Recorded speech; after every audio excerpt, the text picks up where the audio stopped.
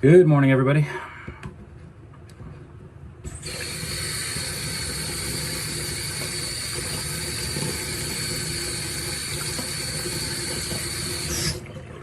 So nothing starts the day off right like beating the last player in a battle royale by running them over with a car. I'm absolutely loving the new Fortnite setup. I thought I would miss all the flying things like wings and planes and what have you, but I'm actually really attached to the new. I think the new stuff is from Fallout. I think it's like a Fallout crossover. I only know that because I recognize the Nuka Cola. I never got into Fallout, so when I first heard of Nuka Cola, I thought that was actually a reference to Duke Nukem.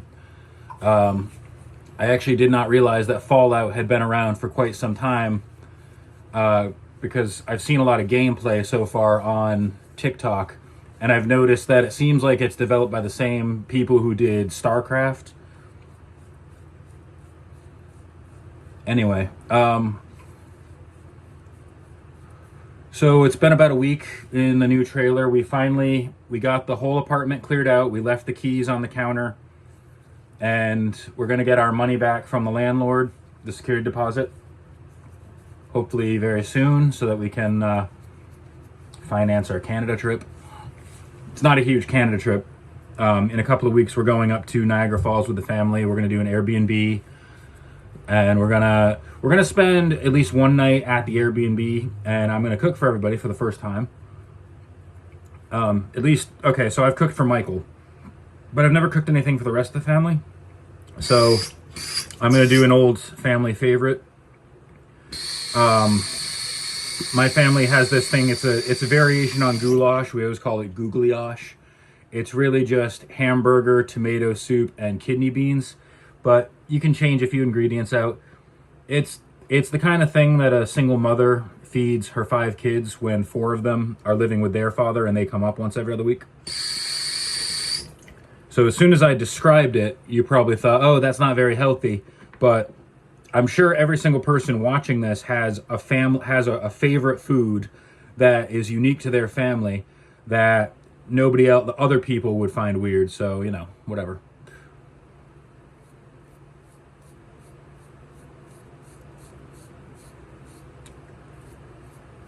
So among other things, I've decided. So we brought everything over kind of piecemeal, and I've had the mattress on the floor for the last week, and I have actually found that I'm sleeping way better than I slept with the full bed. So until winter, because I don't know what my room is going to be like when the heat is on. I'm sleeping so much better right now, and I'm going to keep the mattress the way it is, and I'm just going to put all the fixtures away until I decide that it's necessary to do otherwise.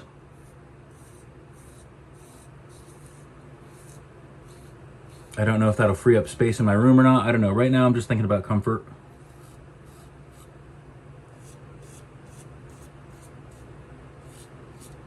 What else? Oh, I do have a bit of a stalker situation going on. So, a few months back, I made a TikTok. There was a person who parked in the fire lane outside the store. I was off the clock when this happened. The front of their car, they parked in front of the car. They parked in front of the store, killed the gas, and walked in. So it's not like they were just running in to get something. They weren't standing out. They weren't waiting outside for somebody. They literally, the whole crew just gets out of the car and walks in. And the front of the car is so fucked up. So I took a picture of it. Nobody was standing near it. There was no license plate on the front.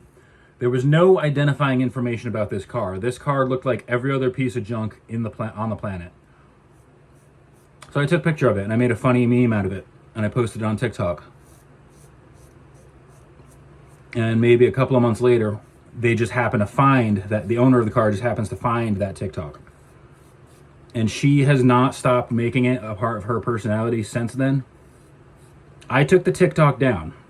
When I found out that it was her car and she called me out on it, I took it down, which she could have just politely asked me to take it down. But because she essentially got caught doing something wrong, parking in a fire lane, she is the kind of person that she can't stand being called out on shit she's done. And in the intervening months between then and now, this woman, I have heard so much lore about this woman. She lives locally. She lives nearby. And she tried to get me fired, and all that wound up doing was getting her trespassed.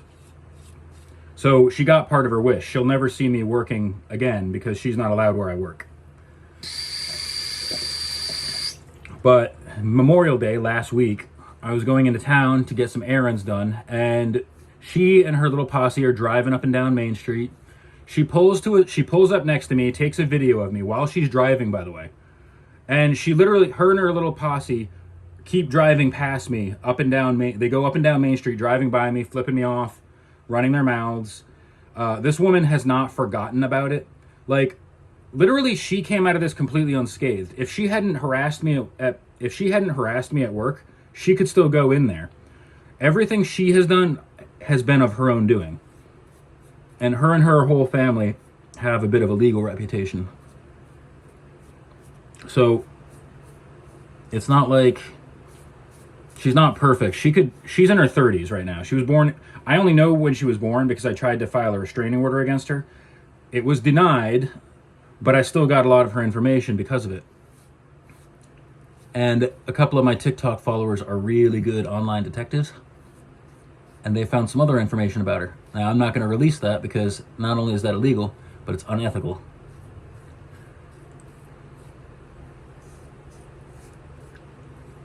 But the point is this woman has not stopped letting me live in her head rent-free. But if she's not careful, she's going to wind up living behind gray bars, and that will not be free.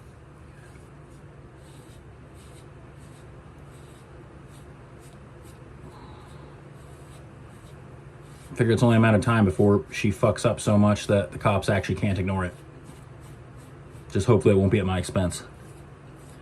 But I guess it is a good cautionary tale about not putting everything online, being careful about what you put online. I mean, look, like I said, nobody would have recognized this car if she hadn't said something herself. But the only reason I took that photo is because it was parked in a fire lane, you know, a place you're not supposed to be parked in. You're also in a day and age where you can't get away with anything. Look, I go into the woods and take a leak. There's probably a trail camera somewhere over there. So even things we used to be able to do every single day without any consequence, you simply can't do it. I mean, how many people who thought they got away with murder 30 years ago were surprised to see the cops show up at the door saying, hey, forensic science just proved you guilty? Truth is, there's no such thing as getting away with something. You might not face any consequences right away, but it's very rare to actually just be able to do whatever you want anymore without any sort of retribution. And if I can learn that lesson, she can. Or hopefully, if she doesn't learn the lesson, I don't know. See, I'm trying not to let her live in my head rent-free, but the fact that she can just drive right by me and harass me day to day is kind of an issue. But one of these days she's going to slip up, and that'll be the day I win.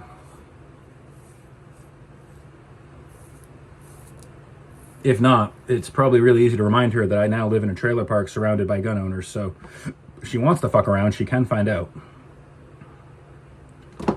But that's all I'm going to say about that today. So, everybody, have a great day, be safe, treat each other with dignity and respect.